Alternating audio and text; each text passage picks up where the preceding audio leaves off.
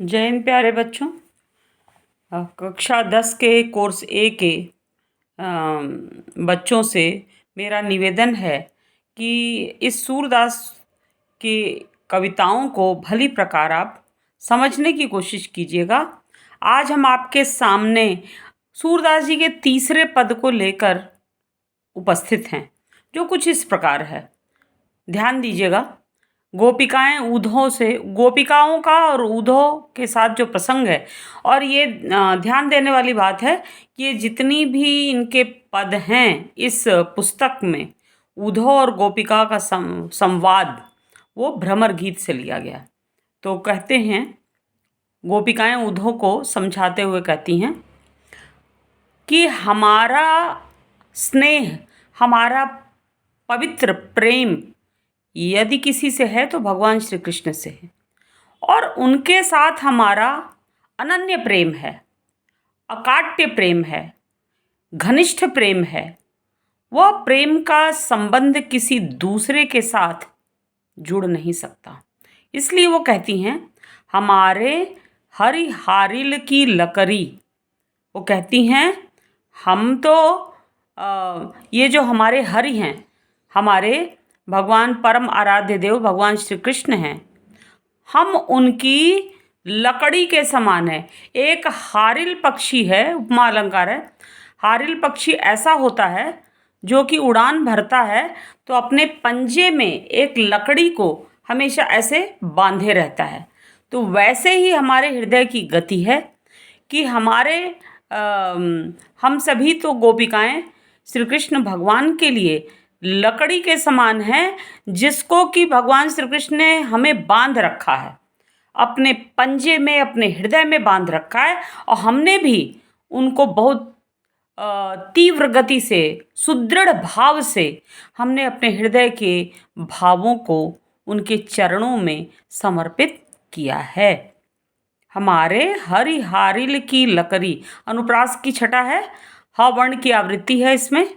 आगे वो कहती हैं, मन क्रम बचन नंद नंदन उर, यह दृढ़ करी पकड़ी।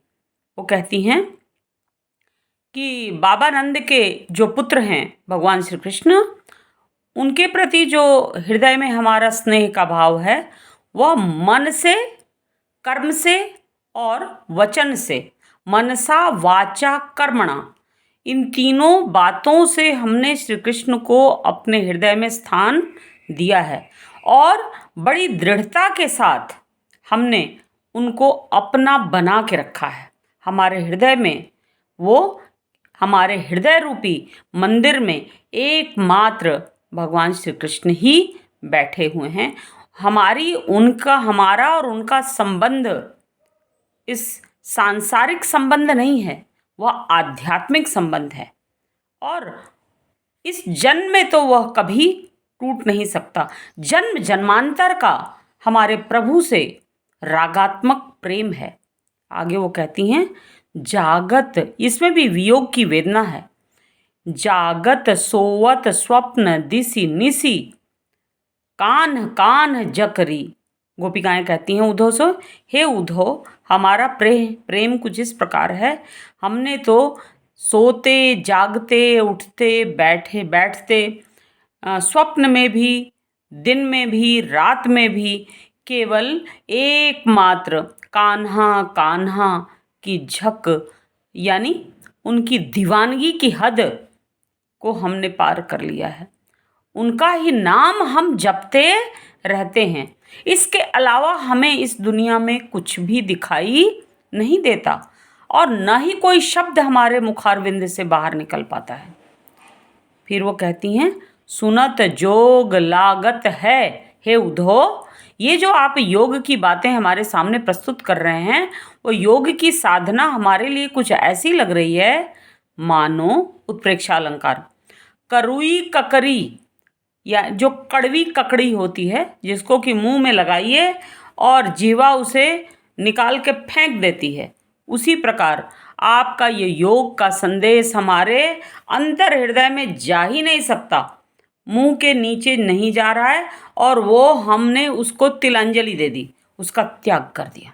हमारे मन में तो एकमात्र, हमारी जिह्वा पर तो एकमात्र भगवान श्री कृष्ण का नाम स्थिर है।